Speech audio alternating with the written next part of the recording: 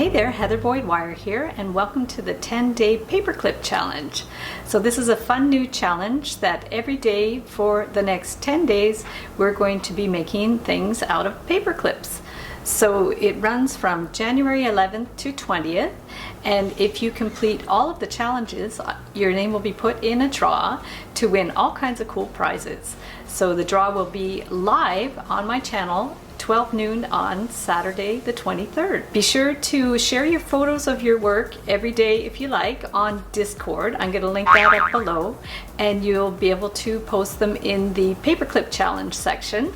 All the details are in the description here, and this time for the challenge we're not running it on Facebook, so I will not have an event page on Facebook. But if you'd like, as an alternative, you can share pictures on Instagram. So you could follow me at Heather Boyd Wire, and when you share your photos, you can tag me at Heather Boyd Wire and also use the hashtag 10-day Paperclip Challenge to be found on the internet. So I'm really looking forward to seeing what you guys create. We've got some fun new designs happening made out of paper clips, and we'll see you in the challenge.